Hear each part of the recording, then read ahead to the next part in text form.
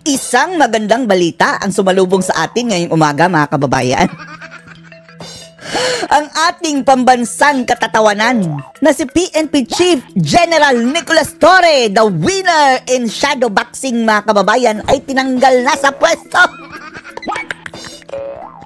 Tinanggal na ni BBM, mga kababayan, sa pwesto.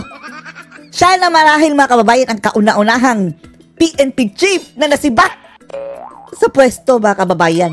Diba ang mga nagdaang PNP Chief nag-retire? Ito, mga kababayan, sibak talaga. Oh, hindi siya nag-resign, ha? Sinibak, mga kababayan. Magandang balita iyan, mga kababayan. Masayang-masaya tayo. Masayang-masaya tayo na at least natanggal na ito, mga kababayan, sa PNP. Dahil kawawa ang PNP, mga kababayan, eh. Low ang moral ng PNP, mga kababayan, dahil dyan kay Torre. Oh. Mag-survey kayo sa mga kapulisan, pati sila, mga kababayan, na susuklam dito sa taong ito na naging PNP chief nila dahil sa ginawa nito kay PRRD. Kaya, kahit sabihin nila, mga kababayan, baka pakadalang yan, baka ilagay daw, mga kababayan, sa mas mataas na pwesto, uling gabinete ni BBM, go ahead, wala kaming pake. Ang importante, mga kababayan, bumalik ang tiwala ng tao dyan sa PNP. Isa ito sa kumakaladkad, mga kababayan, sa imahe ng PNP ngayon. Dahil dyan kay Torre. Bahala na siya, mga kababayan, kunin siyang bodyguard ni BBM kung ano pa dyan. Cabinet Secretary, go ahead. Lubayan mo ang PNP dahil inalagaan niya ni Tatay Digong. Tapos ganyan-ganyan mo na lang sisirain ang imahe. Pweh, umalis ka dyan. Mabuti nga, mga kababayan. At unti-unti nang lumilinaw, mga kababayan, kung ano ang dahilan. Panoorin niyo po, ha. Tinanggal sa pwesto si PNP Chief Police General Tanggal Nicolas Amor! Torre III. Pinumpirmayan ni Executive Secretary Lucas Bersamin. Ayon sa First time siguro in Philippine history, mga kababayan, na may natanggal na PNP Chief. Dahil wala tayong dati, mga kababayan, nag-retire naman, di ba? Malacanang, effective Kawawa! immediately ang utos. Hindi Tapos na kasi, mga kababayan. Lumaki kasi ang ulo ni Torre, no? Anong ginawa niya nung naupo siyang PNP Chief, mga kababayan, di ba?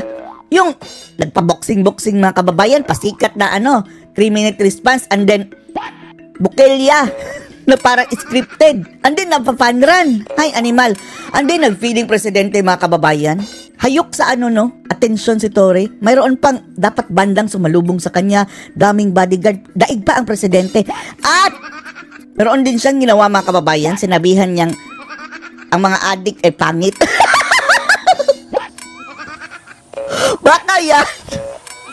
Baka may nasaktan, mga kababayan, na sinabihang ang adik ay pangit. Sa kautusan ni Bersamin ang dahilan ng pag-relieve kay Torre. Pero inatasan siya. Eto, mamaya, mga kababayan, nagpa-press con si John Vic. Panoorin natin. May tamang turnover sa mga dokumento at aktibidad ng ang PNP. saklap. Nitong May 29. Sibak talaga yan. Sibak talaga yan, mga kababayan. Dahil kung kung drama lang nila yan na sige, ilagay natin si Torre sa ibang pwesto, bahala na. Magka-courtesy resignation sa mga kababayan. Eto, talagang sinampal. Tinraidor si Torre dito, mga kababayan. Talagang tinraidor. Dahil hindi yan lalabas ng ganitong relief na sa kanyang pwesto. Hindi. Bibigyan nila ng mga kababayan, dangal. Ito, sampal talaga. Kung kukunin siyang bodyguard ni BBM, gabinete dyan, mas mabuti. Sama-sama kayo dyan. Basta lubayan mo ang PNP. Dahil ang PNP, mga kababayan, crucial para sa sa ating bansa. Pinamumunuan ng, tawag ni, basta sa kanya, unggoy. Ma-appoint si Torre bilang ika-31 hepe ng PNP. Goodbye! Bago yan, nanungkulan siya bilang hepe ng Criminal Investigation. Parang, sabi nung Edgar siya, mga kababayan, sa pelikula, ay sa teleserye, Jonel, hindi na kita kailangan. Bang! Parang ganyan. Torre, hindi na kita kailangan. And Tapos Detection ka. Group ng pulisya. Si Torre ang nanguna sa pag-aresto kay Pastor Apollo Kibuloy sa Davao City noong September 2024. Mission complete ka na, Torre, at Pati na kay least. dating Pangulong Rodrigo Duterte. Magtago ka na. Magtago ka na, Torre. Bilang PNP chief, Ang sabi niya, mga kababayan, na daw, kapag presidente na si Sara, madali lang naman yan. Pupunta ko sa ibang bansa. Wow, ang daming pera. bilang sa direktiba niya ang 5-minute response time. Hindi bababa sa 8 hepe sa Metro Tapos Manila. mayroon pa tong mga Sinibak ni kasong Torre kinakaharap, dahil no? sa hindi pagsunod dyan.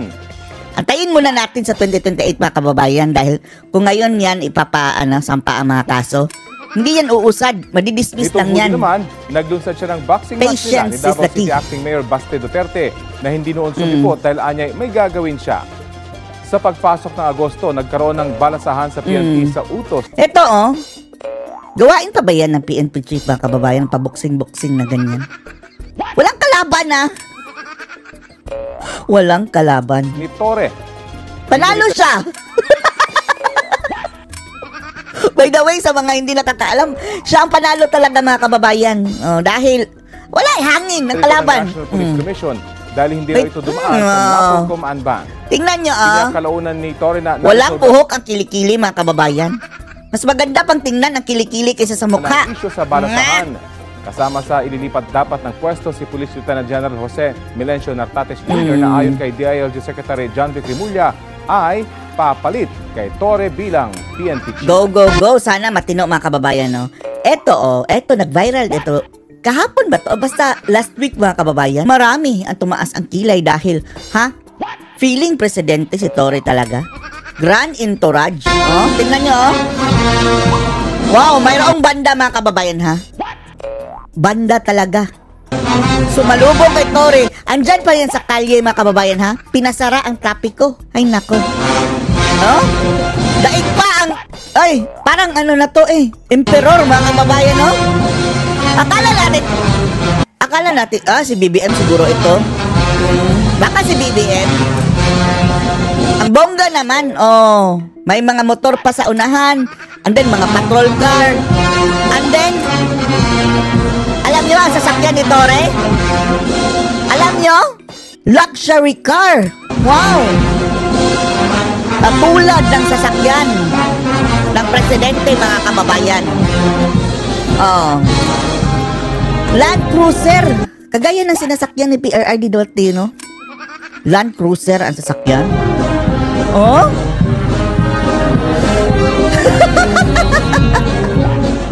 Akala natin, bababa na si BBM. Bababa na si BBM. Sino palang bababa? Sino siya? Ayun mga kababayan, yung tinawag na onggoy ni Baste. Nakasakay na ng Land Cruiser. Ayun si Bak. Si Bak sa pwesto. Buti nga. Buti nga. Papansin talaga mga kababayan. Yan talaga gusto niya, no? Na center of the show siya. Anong struggle mo, Torre? Gusto mo mag-artista? Frustrated artista ka ba? Ayan. Kung mag-kembot ito si Torre, mga kababayan, tingnan niyo ang pwet, mga kababayan, Kung mag-kembot. At isa din sa espekulasyon ng iba, mga kababayan, na bakit natanggal ito? Dahil sinabihang pangit ang mga judik. Alam naman ng issue mga kababayan, kung ano ang klaseng tao dyan sa Malacanang. Ang sabi nila, baka may nasaktan. Wala natin kung sinong nasaktan. Ano nga sabi mo, Turimao? Bottom line lang dyan, wala pa akong nakitang adik na maganda at gwapo.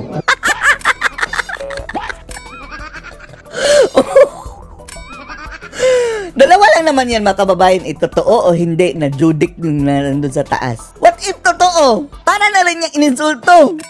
Lahat ng adik, pangit. Ayun. May nasaktan ba? Sinabihang pangit. Ang nakakatawa nito mga kababayan, no? Kung tayo may magsasabi na sa ating pangit, hindi tayo magagalit. Sige, go ahead, tawagan mo kung pangit. Pero, pipitik lang, konti lang naman yung tayo niya mga kababayan kapag ang nagsabi sa yung pangit ay mas pangit pa sa'yo. Ay, the nerve mga kababayan na utering ang word na pangit. Dito sa pinaka gwapo na PNP chief na nasibak mga kababayan. Diretsong usapan.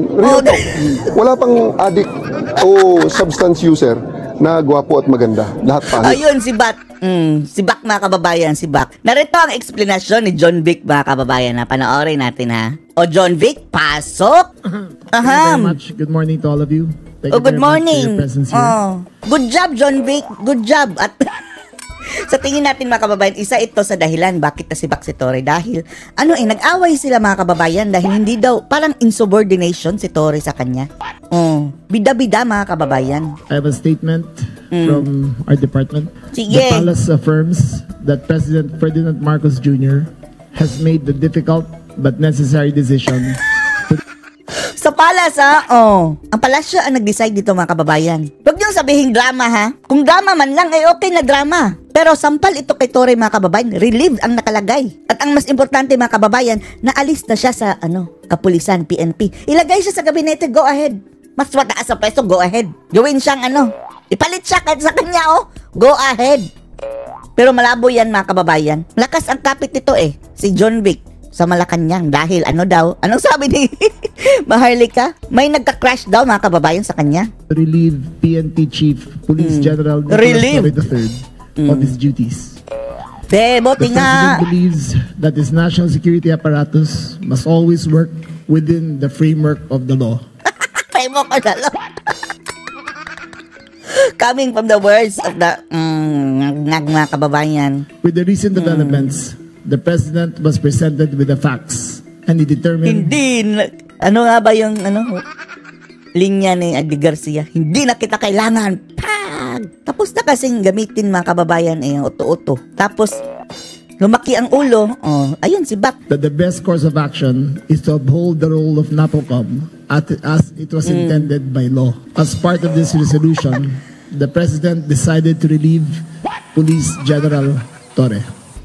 Buti nga. This was not an easy choice. Not an easy choice. Ang problema nito, mga kababayan, kung mayroong kung etong si Torre gaganti. 'Di ba? Nakaamba na yung mga kaso, mga kababayan. Hindi lang naman si Torre ang kakasuhan. Pati yung sina John Vic. Paano kung babaliktad yan si Torre later on? Ikakanta, mga kababayan, lahat-lahat. Ayun! Yan ang gusto natin, mga kababayan, na itong ating mga kalaban, sila-sila lang din ang magugulpihan later on, mga kababayan. Antayin lang natin, mga kababayan, na gumulong ang karma. But it is made in the national interest. The President is committed to ensuring a unified direction and collaboration across all areas in his cabinet, particularly those responsible for delivering security, peace, and order. Akala ba natin, believe na believe si BBM doon sa pakitang gila si Torre? 3 minutes response? Ano daw yun? Apparently, mga kababayan, walang silbi pala. The President expresses his thanks and gratitude to Police General Torre. Salamat paghuli kay Kibuloy at kay PRRD. Ngayon, hindi ka na kailangan. As his brief tenure brought new life and energy into the PNP.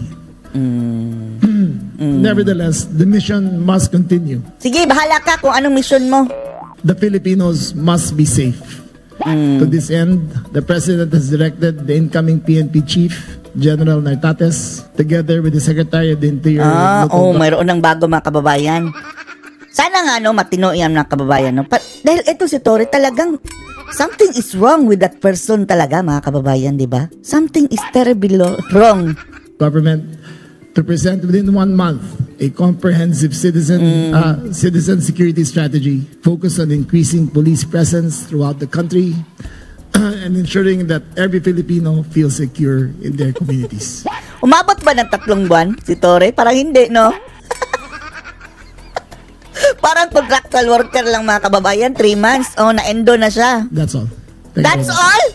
Thank you so much, Secretary. Sige. So we will now start with the questions. Ang I daming remind everyone to only... Mayroon lang statement si Torre.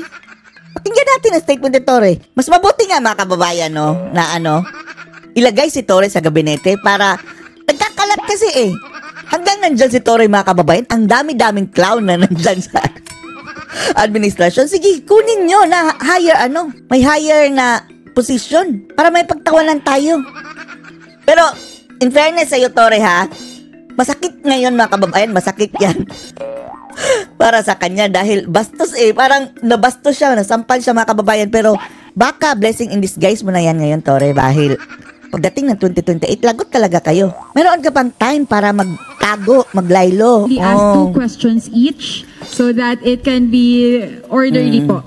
So Sige. first here First is question. Ms. Leia Ilagan from UNTV. Thank you. Anong tanong mo? Good morning. Good morning. Good morning, masayang morning. Nakatalon tayo, mga kababayan, maraming beses. Sir, can you enlighten us kung ano yung ibig sabihin ng difficult but necessary? The President Self-explanatory. is very fond of General Torre. in his brief tenure as chief and Totoo even before eh. that as CIDG, the president Meaning, hindi na kailangan. and General Torre have had a wonderful and productive relationship. However, there comes a crossroads in a president's decision making that he has to make the tough but necessary decisions to push his agenda forward. Sir, Ang dapat na question talaga is anong ginawang kasalanan ni Torre o kapalpakan? Kailangan pa ba itanong yan? Oh. itatanong ko yung tanong din ng marami. Ano yung reason bakit inalis po si General Torre? Yan. Precisely because we are a country of laws and not of men. Oh.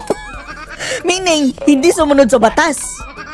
Oh, we are countries of laws, not of men. Inuna ang mga men. Bakit men ang gusto ni Torre, men? Kaya pala kumikembot. Hindi inuuna ang batas. That the institutions must be larger than the people who run it. And in this case, the president saw it necessary that the institution of the PNP and the NAPOLCOM be upheld as according to the spirit of the law as it was created. Para talagang, di ba, mayroon silang conflict dyan mga kababayan dahil gusto bang i-insist si Torre ang kanyang gusto na hindi sinusunod ang NAPOLCOM? Mukhang ganyan ang nangyayari mga kababayan. Sir, Hindi sinunod ang batas. may connection ba ito doon sa... Ito na yan. Follow up na lang, sir. Last na, sorry. Sir, para lang mabuo yung storya. Sir, may connection ba ito doon sa nakaraang resolution ng NAPOLCOM na hindi po nasunod? Parang hindi naglabas o hindi na sunod ni General Torre? Yung NAPOLCOM resolution ng mga reshuffle ng mga opisyal? That, among other things, is part of the consideration of the president. Thank you, Ms. Lea. Thank you, sir. Third, So malinaw yun mga kababayan ha. Sa kanila, ang kanilang ginawang legal na mga kababayan. Reason. Palusot na lang yan. Pero kailangan ng legal reason mga kababayan dyan eh. Tila hindi sinunod ni Torre ang batas ng NAPOLCOM. Sinabi niya rule of law, not rule of men. Yun ba? Baka Madan Fernandez tayo dito Anne Malonzo from Sunstar. Sir, good morning. Sir, Yes. so my first question, saan na po ngayon ang i-assign si General Torre? Kunin mong bodyguard ni BBM. Go! And Hindi na lang mga kababayan. Gawin na lang bodyguard ni Admiral. Doon na tagabantay ng mga, sama-sama na silang sa swangit muli. what will happen, sir? Kasi nasa kanya yung 4-star. Yes. First, That issue, bawiin, no? Bawiin ang 4-star. General Torre has been informed of his relief. He has the option of retiring or staying. But the question of the 4-star will be with the NAPOLCOM to take up. But that is Baka bawiin pa ang 4-star niya. Isang star na lang, 5-star na. that is a collateral issue only to that who will be running the PNP, which will be formally, as of today, General Nartates. Wow, I love it. Any words, nag-usap na po kayo ni General Torre about this matter, sir? I have tried to get in touch with him. I made 5 phone calls last night. I think he was in a dinner, but he was duly informed, properly informed of the decision of the president. Habang kumakain mga kababayan, siguro naluwa niya ang kanyang kinakain. Sibak na ako. Dessert, please, dessert. Hainan niyo ako ng banana split. Ma'am, last, hindi kayo sinagot, sir? Hindi kayo sinagot ni General Torre? We have our own forms of communication, and he did acknowledge. Thank you, Mr. Mark Makalalad of DZBB. Secretary, good morning. Obviously, yung pag-relieve kay Chief PNP, unpopular decision. Dahil nagkaroon ng conflict previously sa resolution ng NAPOLCOM and the PNP. Hindi po napatupad yung order. So how do you intend to manage the public's perception na yung leadership ng PNP ngayon is stable sa kabila ng pagpapalit ng leadership? Si Torre nga lang ay hindi nakakapag-stable niyan mga kababayan Good job yung pag-relieve kay Torre mga kababayan. This time, sang-ayon tayo dito sa ginawa ni BBM. although mga kababayan habang nandyan si Torre ay hihilain ang bansang ito mga kababayan. Pero sama-sama tayong babangag eh. Pati tayo mahihila mga kababayan. Etong kapulisan, crucial ito mga kababayan sa ating lahat. Di ba yung presidente, basta etong mga pulis, kailangan may matino silang ulo mga kababayan. Although ang commander-in-chief nila si BBM, pero dagdagan mo pa ng isang Torre. Ay, Diyos ko. Is Stable. And yes. wala po itong bahid ng Congrats politika. PNP ha. Congrats sa inyo. That is precisely why we are doing this. Because we want to take politics out of the equation. When you have issues arising, you must resolve it according to the rules of the institution. And that's what we are doing. This is not a popularity contest. This is... Oh, di ba? Nagpapasikat kasi si Torre mga kababayan. Nakita nyo naman, oh. Mayroong mga video mga kababayan nagpaano pa. Sinalubong ng banda. Ay, nako. a question of maintaining the integrity of the institution. Sir, binalikan ko yung resolution ng NAPOLCOM 2025-0531 adopted last August 14. It states that non-compliance with the requirements herein prescribed shall subject accountable officers to administrative sanctions. Oh, may sanction pa. So, itong pag-relieve kay General Torre, parte ng sanctions dahil hindi sa pagsunod doon sa NAPOLCOM resolution. There is no sanction. The NAPOLCOM has not taken any sanctions as a body, nor has it been discussed, nor has it been filed. This is a personal decision of the President. And he has, after careful perusal of the facts, the order came from the office of the President and not the NAPOLCOM. Okay. So walang kinalaman ng NAPOLCOM. Just go ahead, Okay. one more. Yung Sige. 4-star, kailan po makakukuha ni General Nartates? You will learn about that sooner as soon as the NAPOLCOM board convenes again next week. Okay. Thank you po. Thank you. Torre, Mr. Edniel retire ka na Perosa lang. from DZR. Anyway, mga kababayan, si Torre Gurang na, no? Feeling na niya bata, mga kababayan, kaya naghahamon ng boxing kay Baste. Ay, Diyos ko, Lord. RH. Sir, follow up lang dun sa last question. So, yung turnover officially kay General Nartates ay mangyayari ngayon. Yes. Sir, balikan lang namin, sir, yung comments or yung actions ng Malacanang. Ano yung exact na comments ng Presidente pagtapos ng medyo pagkakaiba doon sa NAPOLCOM order? Tinangka niya bang mamagitan o isalba? Well, as I read nung binasa ko, he has to make sure that the national security apparatus is always in one direction. And in this case, there was the President felt that he had to straighten things out. And Dahil natatalbogan na si BBM, mga kababayan. Si BBM, walang banda, mga kababayan, sumalubong. Si Torre meron.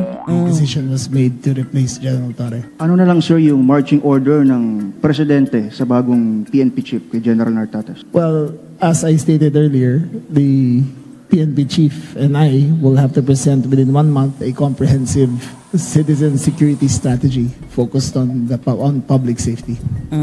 May mga inaasahan ba tayo, sir, na drastic changes doon sa response natin sa 911 at iba pang programs na in-implement ngayon sana ni PNP Chief Torre? Uy, ang dami mo ng tanong. I do not believe that that is part of the agenda.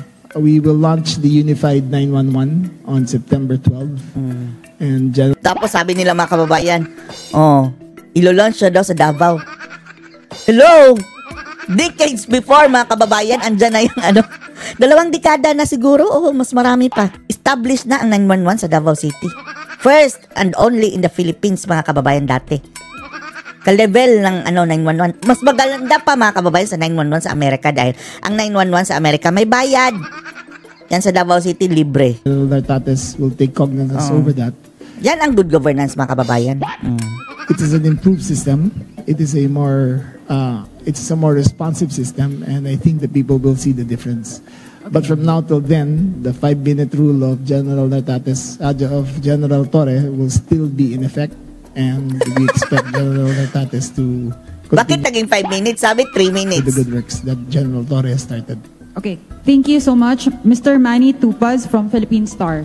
Sec, good morning. Morning. Sir, Ano kasi, mga kababayan, tinalbogan si BBM sa kanyang benteng bigas. Nabuladas. Si Torre mayroon ding 5 minutes response. Ando na, mga kababayan, sa scene. 5 minutes lang. Ano yan? Superman? Flash? Diyos ko. Wala nung nag-assume si PNP Chief last June 2, From the very start ba, may mga disagreements na kayo ever since? No, never. Never. I've always had a Deny great to the match relationship. more. Remember, I only entered the SILG. Never daw nagka-disagreement. Anong sabi na bilyonaryo? May disagreement daw sila. Oh, pero deny. Oh. Walang aamin din That's eh. the first time I met him. And from then till now, Sana sila ang nagboxing ni Tory, our no? relationship is, I would care to say that it is stellar. Stellar, We've never wow! had disagreements. And Abot hanggang between mga kababayan. save for the Kalangitan. last few days about certain things. And until now, I still consider him not only as a colleague, but someone who I've gone to battle with and who I trusted big decisions of the president with. Second Lance. Okay. Apart dun sa Napolcom Reso, may nabanggit kayo among other things. Ano pa yung mga other issues kay Chief PNP na nagkaroon ng consideration bakit siya kaya? That is between the national security apparatus and him. And Anong issues pa? Oh, marami. Not to mention, that is pag na lang baka an executive privilege we may cannot magalit. divulge. Okay, thank you so much. Mr. Mon Galvez of TV5. Oh, Mongualbes. Hi, Sec. Good morning. Sir, Isa rin yang this is actually baka repetitive question na lang, pero just to clarify, you were mentioning a while ago that this is a country of laws and not of men. Ano po talaga yung pinakanilabag ni General Torre? Bakit po siya nasibak? He did not violate any laws. He has not. Sabi mo, countries of men. Oh, ano ba yung ano? Countries of law, not of men. Tapos wala palang nilabag. Been charged with any violations. He has not been charged criminally nor admissively. It is simply a choice of the president to take a new direction for the PNP. Oh. So mali yung sinasabi mo. I-imply mga kababayan yung una niyang sinabi na linabag batas. Oh, yan ang pagkakaintindi, di ba ha? Not countries of men, but countries of law. Medyo vague. Vague talaga. Medyo vague. Vague. But it's more vague than he violated. Than he didn't violate any laws. He didn't violate any. He has not been charged with any administrative case. Then why did you use that sayings? He has not been charged with any criminal Not charged. Siguro hindi na charged pero di violate. Hindi lang kinasuhan. case. But he is a presidential appointee who serves at the pleasure of the president, and the president has made a decision to go in another direction. So more on trust and confidence lang po ito. More on trust and confidence lang. The president reserves the right to see what is best fit for the PNP. Last na lang po sa akin. I don't think, hindi ko po alam kung tama yung research lang namin, but General Torre will be serving the shortest term in the history of the Philippine National Police. Oo. Shortest term. Kauna-una siguro mga kababayan na nasibak. How does this affect the morale of the police force? Well, I think Uy, mag-survey kayo sa mga pulis ngayon. Majority siguro mga kababayan natutuwa sa pag-alis ni Torre. Nakakaladkad sila sa mga kababayan eh. Ano nga bang tawag? Torre supot? O Torre pisot? confident that the police force is very professional. I think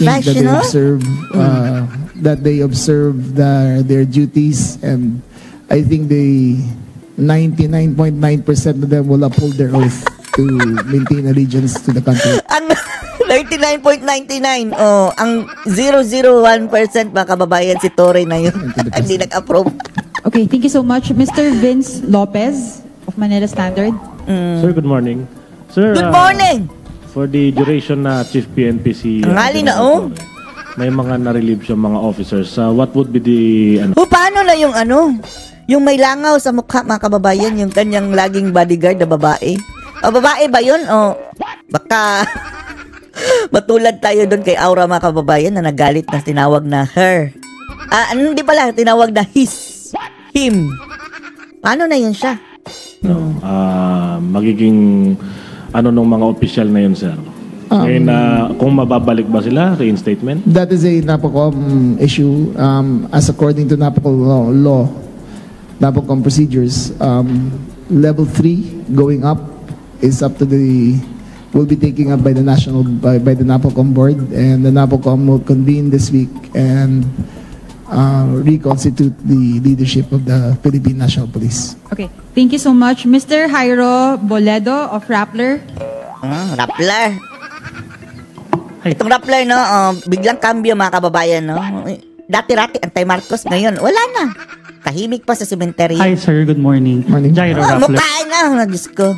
Tingnan niyo yung mga alagad ni Maria Ressa, mga kababayan. Sir, ano lang namin, hindi lang namin sana yung information. Baka, ano po ba yung initial na reaction or pagtanggap? Reaction ni Torre, ganyan, oh!